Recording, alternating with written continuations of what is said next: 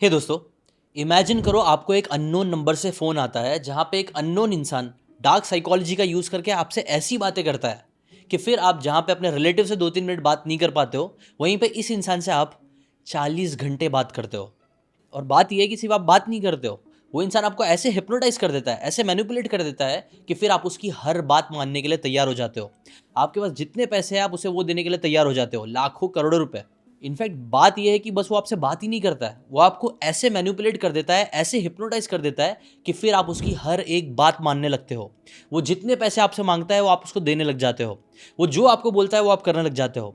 बिना दीवारें और बिना सलाखों की आपको ऐसे जेल में डाल देता है जो आपके खुद के बेडरूम में है, जिसके बाद फिर आप अपने दोस्तों से, अपने घर वालों से बात करना बंद कर देते हो। अब ये सारी बातें सुनने में एकदम अनरियल सी लग रही होगी। आपको लगेगा कि यार ऐसा तो हो ही नहीं सकता है, मेरे साथ तो होगा ही नहीं। बट आपको एक बात बताऊं, ऐसा हो रहा है और बहुत सारे लोगों के साथ हो रहा है। सिर्फ गांव खेड़े के लोगों के साथ ही नहीं, इंटेलिजेंट लोगों के साथ हो रहा है, इंजीनियर्स के साथ हो रहा है, बिजनेस ओनर्स के साथ हो रहा है। इसीलिए क्वेश्चन ये नहीं है कि ऐसा हो सकता है कि नहीं हो सकता है, क्वेश्चन ये है कि ऐसा कैसे हो रहा है। डार्क साइकोलॉजी का यूज़ करके लोग ऐसे कैसे मैनिपुलेट कर दे रहे हैं लोगों को, जिससे फिर उनके लाखों करोड़ों रुपए उनसे ले रहे हैं। अब इसे मैं डार्क साइकोलॉजी इसलिए बोल रहा हूँ बिकॉज साइकोलॉजी बुरे सब्जेक्ट नहीं है। इसका यूज़ करके अच्छे काम भी किए जा सकते हैं, अच्छी चीज़ों के लिए लोगों को पुश किया जा सकता है। लेकिन डार्क साइकोलॉजी इसलिए बोल रहा हूँ बिकॉज इसका डार्क तरीके से लोग यूज़ कर रहे हैं और बहुत ज़्यादा लोगों का फ़ायदा उठा रहे हैं। कैसे एग्जैक्टली ये सब हो रहा है, आज के इस वीडियो में मैं आपको वही बताऊंगा। स्पेसिफिकली 9 साइकोलॉजी के प्रिंसिपल है जिसका यूज़ करके ये सारी चीज़ें धड़ल्ले से की जा रही है। आपको मैं कई सारे शॉकिंग फैक्ट्स और कई सारी स्टोरीज बताने वाला हूँ इस वीडियो में, जो आपके लिए देखना बहुत बहुत ज़्यादा ज़रूरी है, ताकि ज़िंदगी में कभी भी गलती से भी ऐसी कुछ चीज़ें आपके साथ या आपके रिश्तेदारों के साथ या दोस्तों के साथ ना हो। इसलिए वीडियो को एंड तक ज़रूर देखना और इस वीडियो को शेयर भी कर देना ताकि ये सारे स्कैम्स कम से कम हो सके। और अगेन सही क्वेश्चन पे आए कि ऐसा कैसे हो सकता है, तो उसके लिए आपको अंकुश की स्टोरी समझनी होगी। अंकुश बहुगुना जो कि कंटेंट क्रिएटर है, इंस्टाग्राम पे कंटेंट बनाते हैं, जब वो सुबह सुबह जिम से वापस आए तब उनको एक अननोन नंबर से फ़ोन आया। नॉर्मली वो अननोन नंबर्स को अवॉइड करते थे, बट उस दिन पता नहीं क्या बात थी, उन्होंने उस फ़ोन को उठा लिया। जैसे ही उन्होंने फ़ोन को उठाया उनको एक ऑटोमेटेड वॉइस आई। ऑटोमेटेड कॉल्स आता है ना कई बार, वैसा टाइप का उनको कॉल आया। ये जो कॉल था ना, उसमें आवाज़ ये आई कि आपका जो कुरियर है ना, उसकी डिलीवरी कैंसिल हो चुकी है, अनसक्सेसफुल हो चुकी है, डिटेल्स के लिए प्रेस 0। अब अंकुश को पता था कि उन्होंने कोई डिलीवरी ये सारी चीज़ें नहीं कही है, बट फिर भी एक क्यूरोसिटी आती है ना कि यार कौन सा पार्सल है, शायद मैं कंटेंट क्रिएटर हूँ, कुछ हुआ होगा, मुझे याद नहीं है, या पता नहीं कोई भेज रहा होगा। तो बस डिटेल के लिए उन्होंने प्रेस 0 कर दिया। और ये थी उनकी दूसरी गलती। पहली अननोन फ़ोन उठाना, दूसरी प्रेस 0 कर देना। बट रुको, ये तो बस शुरुआत है, इसके बाद देखो क्या इंटरेस्टिंग चीज़ होती है। जब जैसे ही उन्होंने प्रेस 0 किया, उनका कॉल कस्टमर सपोर्ट से कनेक्ट हो गया।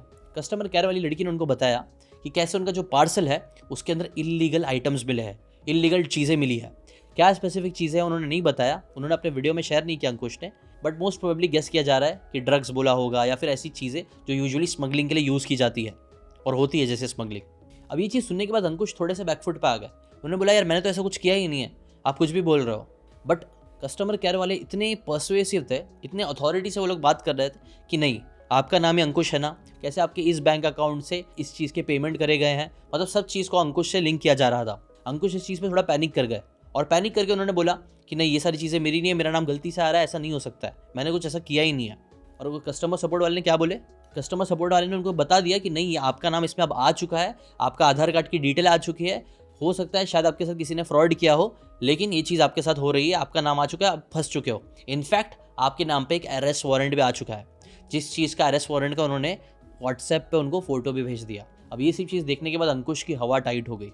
ये चीज़ होने के बाद अंकुश ने उनको बहुत ज़्यादा गिड़गिड़ाया, उन्होंने रिक्वेस्ट करा कि नहीं, मेरा नाम गलती से फंसाया जा रहा है, ऐसा कुछ नहीं है, मैंने कुछ नहीं किया है। तब कस्टमर सपोर्ट वाले ने क्या किया, उन्होंने बोला कि ठीक है, आप फिक्र मत करो, अभी है ना आपके नाम पे वारंट तो आ चुका है, पुलिस आके आपको अरेस्ट तो करेगी, बट आप एक काम कर सकते हो, मैं आपका कॉल अभी डायरेक्टली पुलिस ऑफिसर से कनेक्ट कर देती हूँ, उनसे बात कर लीजिए आगे की डिटेल्स के लिए, वो शायद आपका कुछ मदद कर सके। देखो कैसे इंटरेस्टिंग चीज़ें हो रही है। इसके बाद उनका कॉल ट्रांसफ़र किया जाता है एक पुलिस ऑफिसर के पास, जो अच्छे से पुलिस ऑफिसर की वर्दी पहना है, पीछे का पूरा एम्बियंस भी ऐसा लग रहा है कि हाँ कोई ऐसा ऑफिशियल जगह पे बैठा हुआ है बंदा। और फिर साइकोलॉजी और ज़्यादा यूज़ होना स्टार्ट होती है। पुलिस वाला ऑफिसर बोलता है कि नहीं, आप तो अब फंस गए, आपका करियर फंस जाएगा, आपका नाम खराब हो जाएगा, ये हो जाएगा, वो हो जाएगा। ऐसी कई सारी डराने लायक बातें वो अथॉरिटी में वो इंसान एकदम बताने लग जाता है, जिसकी वजह से अंकुश और बहुत ज़्यादा डर जाते हैं। इनफैक्ट इतना डर जाते हैं कि वो रो रो के गिड़गिड़ाने लगते हैं कि प्लीज़ मुझे बचा लो, ऐसा मत करो, मेरा नाम गलती से आ गया है। और यहाँ पे फिर वो पुलिस ऑफिसर एक गुड कॉप बन के फिर उनकी मदद भी करने लग जाता है। वो बोलता है कि ठीक है, मैं आपकी मदद कर सकता हूँ, लेकिन आपको कुछ चीज़ें करनी पड़ेगी। पहली चीज़ तो ये करो कि ना आप दूसरों से बात करना बंद कर दो, बिकॉज अगर आप कुछ भी सस्पिशियस एक्टिविटी करते हो, किसी को फ़ोन लगाते हो, किसी भी इंसान को मैसेज करने जाते हो, या अपने घर से बाहर भी निकलते हो, तो ये सारी चीज़ें, अभी ये जो वीडियो है रिकॉर्ड हो रहा है और आपका सस्पिशियस एक्टिविटी में नाम आ जाएगा और हम लोग का जो शक है वो यकीन में बदल जाएगा कि आप गलत काम कर रहे हो। इसीलिए जैसा मैं बोल रहा हूँ एग्जैक्टली वैसे ही करना। कुछ भी और अलग चीज़ अगर आप करोगे तो वो एज ए एविडेंस यूज़ होगा आपके अगेंस्ट, जिससे आपकी पूरी लाइफ बर्बाद हो सकती है। आपकी लाइफ भी डेंजर में आ सकती है, आपकी फैमिली की लाइफ भी डेंजर में आ सकती है। अब अंकुश ऑलरेडी जो डर चुके थे वो और डर गए और बोला ठीक है, आप जैसा बोलेंगे वैसा मैं करूँगा। उसके बाद उन्होंने वही सारी चीज़ें करना चालू कर दी ना। नॉर्मली जो अंकुश है ना, वो काम के मैसेजेस और इस सब चीज़ का रिप्लाई करते ही करते हैं, बट पुलिस की बात मानने के बाद उन्होंने पहले तो मैसेजेस के रिप्लाई करना बंद कर दी, किसी से भी कांटेक्ट करना बंद कर दिया। अपने बेडरूम में ही वो हाउस अरेस्ट में आ गए। अब जब काम वाम के मैसेजेस अंकुश को आना चालू हुए तो उसके जो दोस्त थे, जो काम वाले कलीग्स थे, वो फिक्र करना चालू कर दिए कि ये क्या हो गया है, रिप्लाई क्यों नहीं आ रहा है। तो ये जो पुलिस वाले लोग थे ना, पुलिस वाले ने बोला कि आप एटलीस्ट रिप्लाई करके उनको बोलो कि सब कुछ ठीक है, और ज़रा भी सस्पिशन उन लोग को नहीं होना चाहिए कि कुछ भी गड़बड़ हुई है, क्योंकि अगर ऐसा हुआ मतलब हमें लगेगा कि आप अपने दोस्तों की मदद लेने की कोशिश कर रहे हो और आपका नाम और ज़्यादा आ जाएगा इस केस में। तो इसीलिए ये सारे डर्स की वजह से अंकुश जो थे, उन्होंने अपने दोस्तों को भी फिर धीरे धीरे मना करना स्टार्ट किया। कुछ लोग तो उनके घर के पास भी आ गए थे, तो घर के पास आने के बाद भी उन्होंने बोला कि नहीं, आप जाके उनको बोल दो अच्छे से कि सब कुछ ठीक है, बात नहीं करना है, उनको भेज दो वापस और बताओ सब कुछ नॉर्मल है। अब ये सारी चीज़ अंकुश उन्होंने अपने दोस्तों को भी बताया, लेकिन दोस्तों को तो चेहरे पे चीज़ समझ में आ ही रही थी कि कुछ तो गड़बड़ है, बट स्टिल वो कुछ इतना फिगर आउट नहीं कर पा रहे थे वो लोग भी, बिकॉज अंकुश भी इतना ज़्यादा बात नहीं कर रहे थे, बिकॉज पुलिस वाला उनको बात ही नहीं करने दे रहा था। और ये बहुत इंपॉर्टेंट बात है। इसके बाद क्या हुआ कि ये जो पुलिस वाला, जो फेक पुलिस वाला था, उसने उनको बैंक में जाके पैसे निकाल के देने बोला, कितने पैसे निकाल के दो, फिर मैं कुछ जुगाड़ लगाता हूँ, आपको बचा सकता हूँ, पैसे नहीं मिलेंगे तो मैं कुछ नहीं कर सकता हूँ। तो फिर क्या किया उन्होंने अंकुश गए बैंक के ब्रांच में गए पैसे निकालने के लिए, लेकिन फॉर्चुनेटली वो बैंक का ब्रांच क्लोज हो चुका था, बंद हो चुका था, तो वो बच गए। और बात इतनी नहीं थी, उन्होंने ये भी बोला था कि आपके पीछे हमने कुछ लोग लगवाए हैं, तो अगर आप कुछ भी सस्पिशियस एक्टिविटी करते हो, घर से निकलने के बाद भी यहाँ वहाँ जाते हो, बैंक के अलावा कहीं पर भी जाते हो, तो हमारे लोग आपको तैनात रहेंगे, वो आपको पकड़ लेंगे और आपके ऊपर और ज़्यादा डबल टिबल केस ठोक दिए जाएंगे। तो ये सब चीज़ की वजह से आप किसी और से कॉन्टैक्ट मत करना। तो जब वो बैंक ब्रांच गए, बैंक ब्रांच क्लोज था, तब फिर वापस से बात हुई फ़ोन पे, तो फ़ोन पे उन्होंने बोला कि अच्छा ठीक है, एक काम करो, अभी आप वापस घर पे मत जाओ, कोई भी एक होटल में, रैंडम होटल में जाके स्टे करो, और वहाँ पे भी जैसा हम बोलेंगे वैसे ही करना, यहाँ वहाँ मत जाना, हमारे कुछ लोग वहाँ पे भी तैनात रहेंगे। तो वो रिक्शा पकड़ के वो बंदा वहाँ पे भी जाता है, होटल में रहने लग जाता है। ये सारी चीज़ें होते होते आप बोल सकते हो 40 घंटे हो गए। इनफैक्ट उनको सोना भी था ना, तो वो पुलिस ऑफिसर ने बोला हमारे सामने ही सोना पड़ेगा, तो वीडियो कॉल ऑन करके वो बंदा वीडियो फ़ोन के सामने ही सोया है। सोचो आप किस लेवल का मैनिपुलेशन और साइकोलॉजी के ट्रिक्स यूज़ हुई है। अब होटल ये सब चीज़ चल रही है, पुलिस वाला बोल रहा है कि मैसेजेस नहीं देखना है, उनको मैसेजेस को इग्नोर करना है, उसको रिप्लाई नहीं करना है, बट लकीली किसी एक दोस्त को ना थोड़ा सा हिंट समझ में आ गया कि कुछ तो गड़बड़ अंकुश के साथ हो रही है, तो उसने एक मैसेज डाल दिया कि I think you are in house arrest, ये फेक चीज़ है, इससे निकलने की कोशिश करो। अब ये चीज़ पढ़ने के बाद अंकुश को डाउट होना स्टार्ट हुआ। अभी भी अंकुश को रियलाइज़ नहीं हुआ कि हाँ सच में स्कैम हो रहा है। उसको लगा कि यार पता नहीं क्या है क्या नहीं, क्योंकि मैं बहुत फंस सकता हूँ। तो अभी भी वो डरा हुआ था, बट स्टिल अब उसके अंदर डाउट आना स्टार्ट हुआ, और यहाँ से फिर उसने क्रॉस क्वेश्चन करना स्टार्ट किया पुलिस से भी। और जब उसने क्रॉस क्वेश्चन करना चालू किया तो पुलिस का जो पूरा अथॉरिटी बनी हुई थी वो थोड़ी डगमगानी स्टार्ट हुई कि अभी तुम ऐसा क्यों एक्ट कर रहे हो, जब से तुम एकदम अच्छे थे, अभी क्या हुआ। उसको हिंट हुआ कि कुछ मैसेज वैसेज आया, बट फिर अंकुश ने वहाँ से निकल के रिक्शा पकड़ के वो अपने दोस्त के पास गया, क्योंकि दोस्त ने उसको बोला था आ जाना। अब अंकुश को वो जाते वक्त भी डर लग रहा था, बट स्टिल उसने हिम्मत करके वो चीज़ कर डाली, जिसकी वजह से आप बोल सकते हो हाँ 40 घंटे मेंटल फिजिकल टॉर्चर तो हुआ, जो ज़िंदगी भर शायद उसके स्कार्स रह भी जाए, बट काइंड ऑफ थोड़ा बहुत बच भी गया। क्यों बच गया? बिकॉज आगे मैं आपको और बहुत सारी स्टोरीज बताने वाला हूँ, जिसके अंदर आपको पता चलेगा कि यार कितने सारे लोगों के साथ इससे कहीं ज़्यादा लेवल पे ये स्कैम हुआ है। इनके पैसे नहीं गए, हाँ टाइम बहुत ज़्यादा गया, जो बहुत वैल्यूबल एसेट है, प्लस मेंटल पीस भी गया, जो अगेन बहुत वैल्यूबल एसेट है। ये सारी चीज़ों के साथ साथ लोगों की पूरी लाइफ सेविंग्स भी चली गई है ऐसे ही स्कैम्स में। अब इस पूरी स्टोरी जो मैंने आपको बताया ना अंकुश की, पहली बात तो मैं हेड्स ऑफ टू अंकुश बोलना चाहूँगा कि अंकुश भाई ने अपनी पूरी स्टोरी भी शेयर की है लोगों के सामने, बिकॉज अपनी वल्नरेबिलिटी ये सारी चीज़ें बताना भी बड़ी बात है, उसके लिए मैं उनको थैंक्स बोलना चाहूँगा। लेकिन अभी वापस इंपॉर्टेंट बात पे ये आते हैं ना कि यार ऐसा क्या क्या चीज़ें हुई स्पेसिफिकली जिसकी वजह से वो इतना ज़्यादा मैनिपुलेटेड और हिप्नोटाइज हो गया। तो ये स्टोरी में अगर आप बोलोगे ये 40 घंटे में मिनिमम 9 ऐसे साइकोलॉजी के ट्रिक्स यूज़ हुए हैं, जो भी मैं आपको एक एक करके बताने वाला हूँ। इससे पहले कि मैं डार्क साइकोलॉजी के वो हैक्स और ट्रिक्स बताऊँ जिसका यूज़ करके ये सारी चीज़ें पॉसिबल हो रही है, पहले मैं आपको कुछ शॉकिंग फैक्ट्स बताना चाहूँगा। आपको पता है सिर्फ 2024 में इंडिया का जो साइबर फ्रॉड है ना, वो हद से ज़्यादा बढ़ चुका है। ऐसा एस्टिमेट किया जा रहा है कि सिर्फ 2024 में 12,000 करोड़ का साइबर फ्रॉड हुआ है लोगों के साथ इंडिया में। ये पैसा इतना ज़्यादा है जो कई सारे स्टेट गवर्नमेंट के जितने बजट नहीं है उससे ज़्यादा का सिर्फ साइबर फ्रॉड हुआ है इंडिया में। और शॉकिंगली पिछले 3 सालों में 30 लाख साइबर फ्रॉड से ज़्यादा केसेस हुए हैं सिर्फ पिछले 3 सालों में, जिसमें टोटल 28,000 करोड़ लोगों ने गंवाए हैं। It's a very very big amount. मुझे क्या लगता था पहले कि ये सब फ्रॉड यूजुअली उनके साथ होता है जो ज़्यादा पढ़े लिखे नहीं है, गाँव खेड़े के लोगों के उनके साथ ही होता है। नहीं, अंकुश जैसे कि मैंने आपको स्टोरी में बताया, अंकुश पढ़े लिखे इंसान है, एक कंटेंट क्रिएटर है, एक इंस्टाग्राम के क्रिएटर है।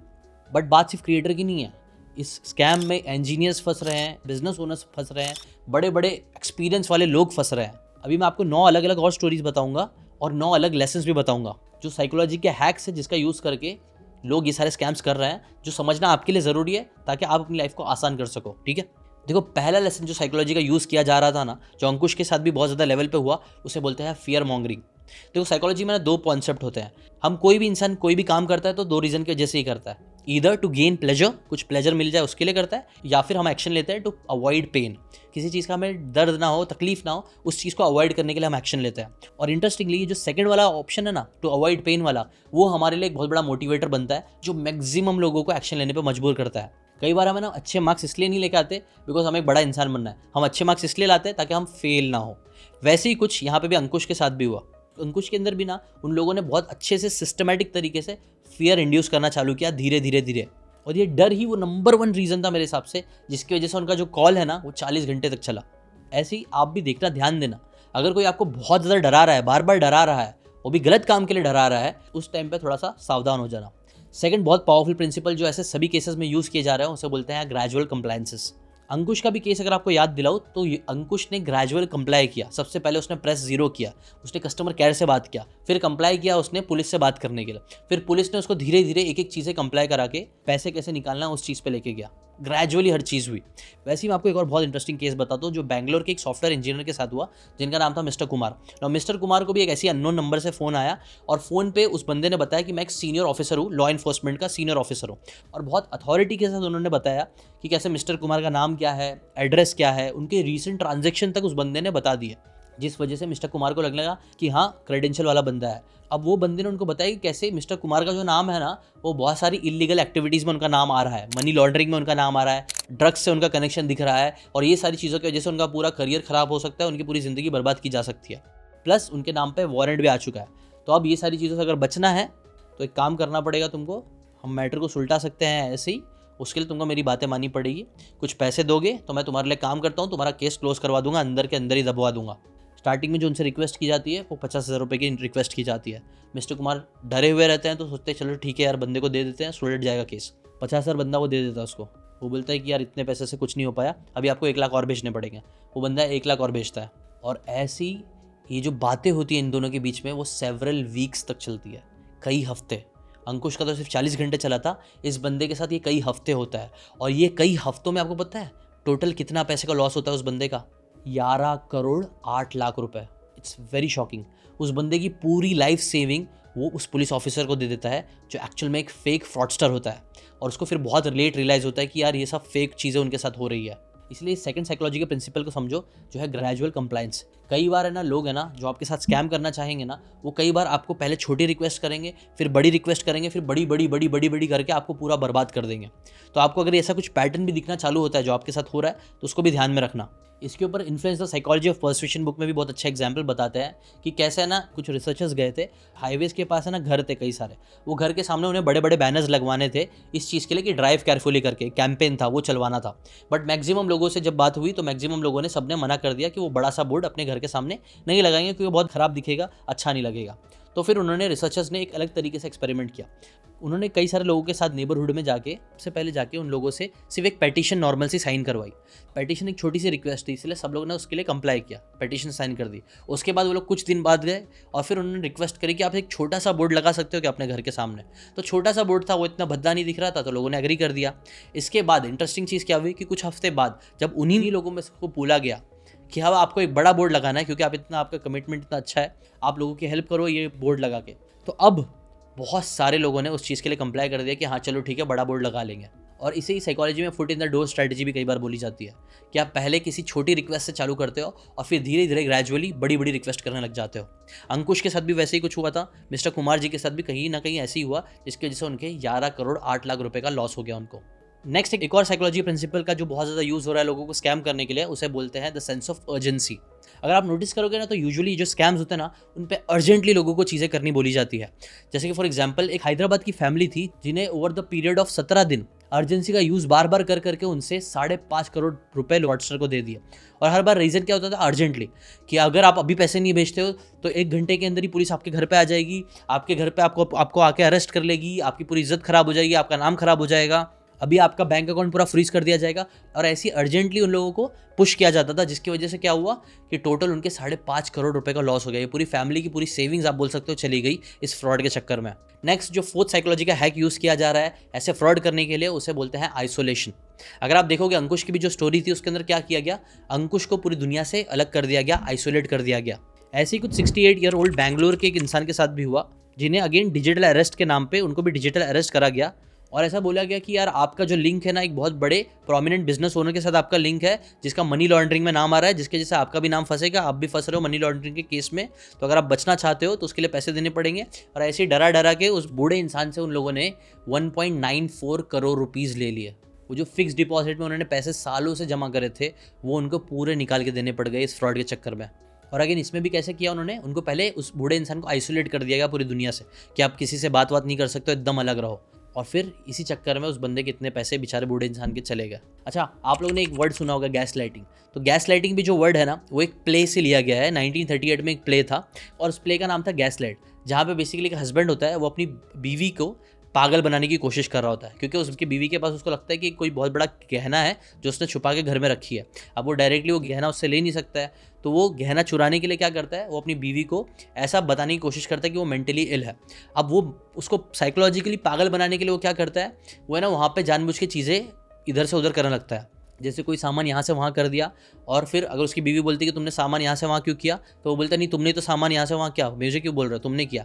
ऐसे वो गैस लाइट करने लग जाता है। और प्लस जैसे कि पुराने ज़माने में लैंटर्न्स होते थे, उसमें गैस से लाइट चलती थी, तो वो लाइट को जानबूझ के कम कर देगा। और जब बीवी पूछेगी गैस की लाइट क्यों कम किए, तो वो बोलता था मैंने थोड़ा ना किया, तुमने तो किया, भूल भी गई। ऐसी वो उसके अंदर डाउट डालना चालू कर देता है उसकी बीवी के अंदर, ताकि उसको धीरे धीरे वो पागल हो जाए। और यहीं से वो वर्ड आया गैस लाइटिंग का। अब मैं आपको ये गैस लाइटिंग वाला एग्जांपल क्यों दे रहा हूँ, बिकॉज गैस लाइटिंग करने के इस बंदी को पूरा एड़ा बनाने के लिए भी उस पति ने क्या किया पता है, सबसे पहले उसने ये चीज़ करना स्टार्ट करी कि उसकी पत्नी को उसने आइसोलेट करना चालू कर दिया कि वो किसी से मिल नहीं सकती है, अपने घर वालों से नहीं मिल सकती है, किसी से भी नहीं मिल सकती है, और उसको एकदम आइसोलेट कर डाला। तो जब ऐसा आइसोलेशन में इंसान आ जाता है तो फिर उसका सेल्फ कॉन्फिडेंस, उसका डाउट आना चालू हो जाता है। और जब उसके पास कोई बात करने के लिए नहीं रहता है तो उसके जैसे फिर उसके डाउट्स और ज़्यादा बढ़ने लगते हैं, फियर और बढ़ने लग जाता है। और ऐसे ही कुछ है ना इन फ्रॉड्स में भी हो रहा है, जहाँ पे लोगों को पहले आइसोलेट कर दिया जा रहा है, जिसकी वजह से उनका कॉन्फिडेंस कम हो जा रहा है और फियर बढ़ता जा रहा है। नेक्स्ट जो साइकोलॉजी का हैक ऐसे स्कैम्स में बार बार किया जा रहा है उसे बोलते हैं इमोशनल मैनिपुलेशन।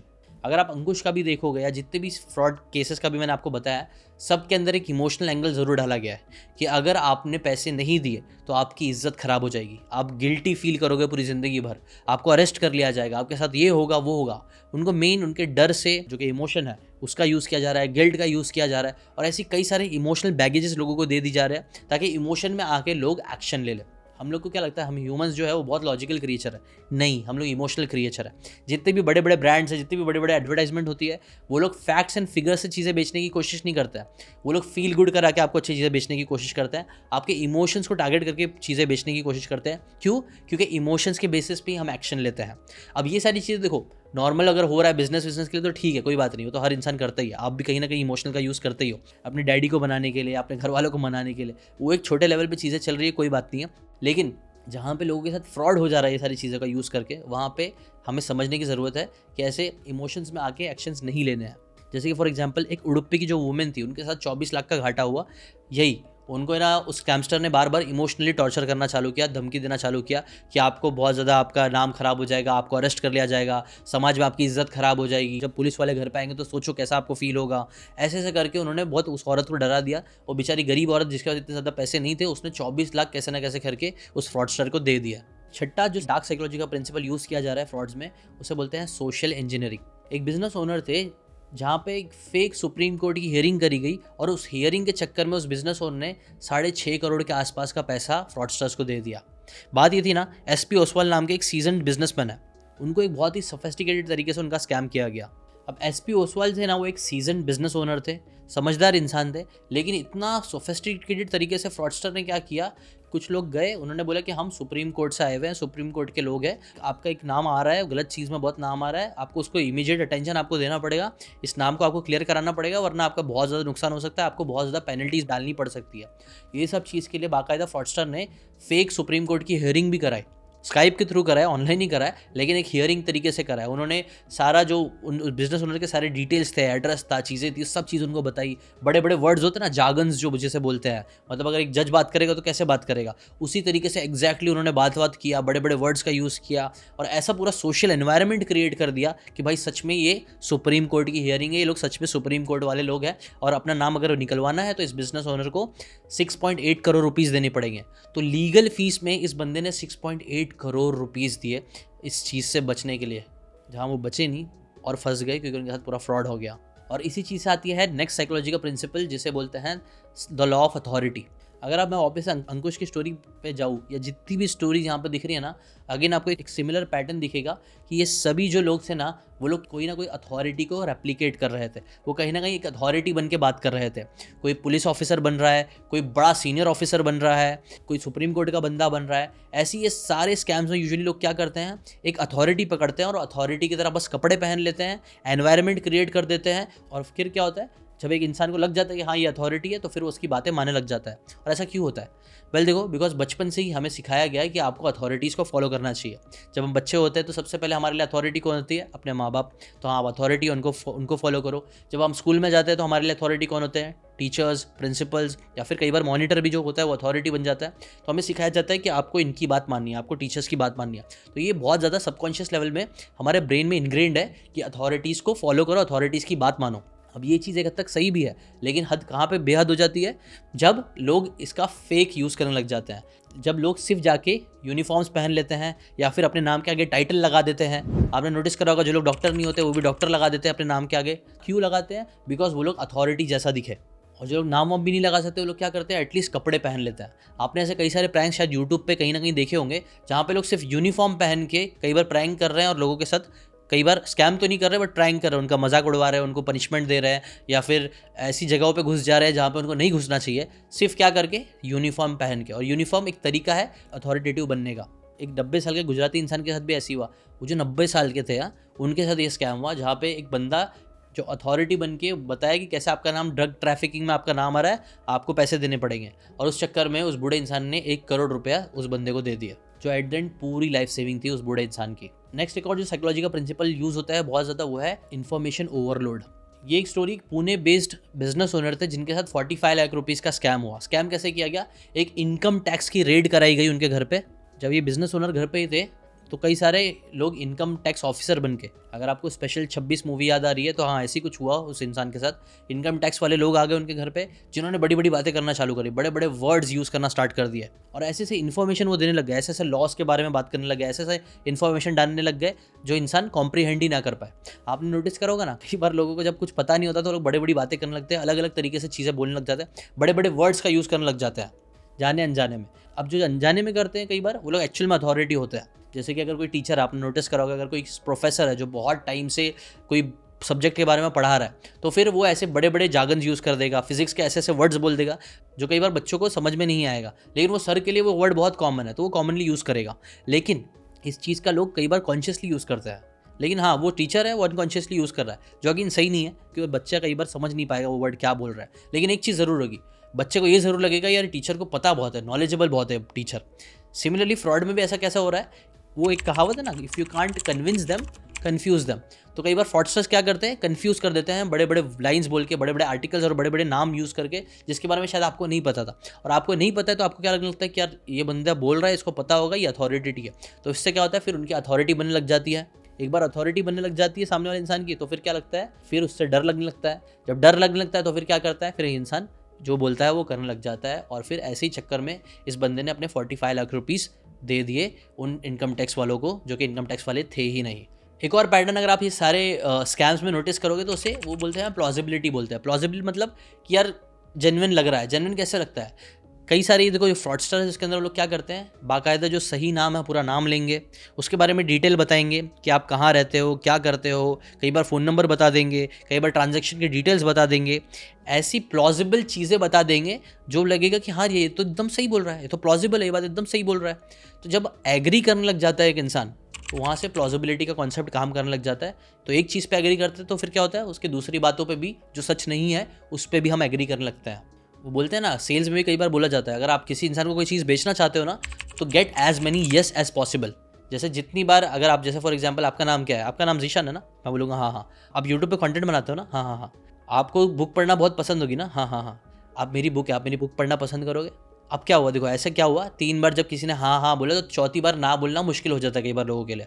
वो एक कंटिन्यूटी बनी हुई रहती है, तो उस चक्कर में भी कई बार फ्रॉड हो जाता है। कई बार है ना फ्रॉडस्टर एक और चीज़ का यूज़ करते हैं जिसे बोलते हैं कॉग्निटिव डिसोनेंस। एक बार एक गुड़गांव की कॉर्पोरेट एग्जीक्यूटिव थे जो गुड़गांव के, उनके साथ एक स्कैम हुआ हाई रिटर्न इन्वेस्टमेंट के नाम पे, जहाँ पे स्कैमस्टर्स ने उनको बोला कि आप तो इतने स्मार्ट हो, आप क्यों नहीं ऐसा डिसीजन ले रहे, आपको तो इन्वेस्ट करना ही चाहिए। तो जब हम किसी चीज़ से एग्री करते हैं कि हाँ मैं तो स्मार्ट हूँ, मुझे तो लेना चाहिए, जब दो स्कैमस्टर दो चीज़ को कंपेयर करते हैं, एक बात सही रहती है और एक बात उनकी रहती है, तो ये जो दो चीज़ों को मिला देते हैं तो इंसान के दिमाग में डाउट आना चालू होता है कि हाँ मैं तो स्मार्ट हूँ, मुझे तो इन्वेस्ट करना चाहिए। तो जैसे ही डाउट क्रीप इन हो जाता है, डाउट में आके कंफ्यूज हो जाते हैं और कंफ्यूजन में गलत एक्शन ले लेते हैं। कई बार सही एक्शन भी लेते हैं लेकिन गलत होने के चांसेस भी बढ़ जाते हैं। तो ऐसी वो लोग ना एक कॉग्निटिव डिसोनेंस डाल देते हैं, जिनके ऊपर स्कैम करते हैं उनको डाउट में डाल देते हैं, उनको हक्का बक्का कर देता है, जिसके जैसे क्या होता है, जो विक्टिम है उसके दिमाग में दो बातें चलने लगती है कि हाँ ये तो सच है लेकिन ये थोड़ा डाउट लग रहा है, लेकिन ये तो सच है ना, ये सच है तो इस चक्कर में शायद ये भी सच होगा। इस चीज़ पे फिर कन्विक्शन लोगों का बढ़ जाता है और फिर कई बार लोग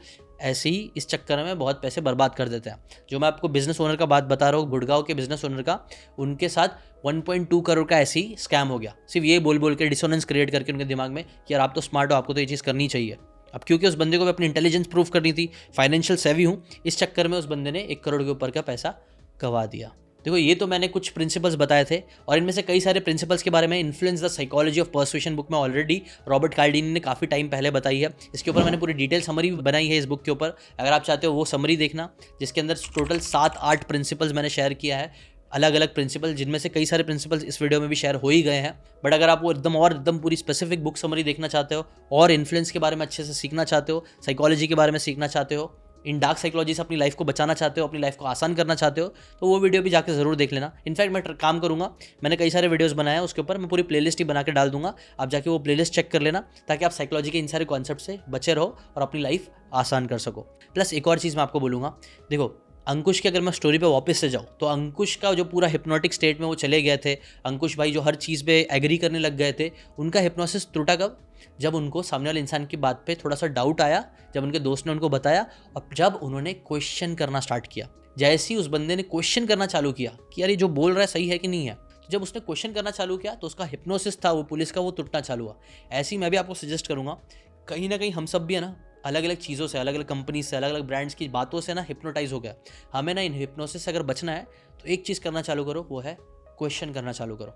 सही है गलत है उसके ऊपर बाद में जाएंगे, एटलीस्ट अगर आप किसी भी चीज़ के बारे में सुन रहे हो, कोई भी बात सीख रहे हो, तो उसके बारे में अगर आप सिर्फ क्वेश्चन करना भी चालू करोगे ना तो आप सच्चाई की तरफ ज़्यादा जाओगे और झूठ से बचोगे, फ्रॉड से बचोगे। यही मेरा फाइनल मैसेज है, स्टार्ट क्वेश्चनिंग। आपको ये वीडियो कैसे लगा ज़रूर बताना। इस वीडियो को जितना हो सकता है उतना अपने यारों के साथ, दोस्तों के साथ, घर वालों के साथ, सबके साथ शेयर कर देना ताकि उनके साथ ये सारे फ्रॉड्स कभी भी ज़िंदगी में ना हो। अभी के लिए इतना ही। ऐसी बुक की इंटरेस्टिंग बातें आपको सीखते रहनी है फ़न वे में, तो इस चैनल को सब्सक्राइब कर लेना। मिलते हैं नेक्स्ट इसी वीडियो में। Till then bye bye.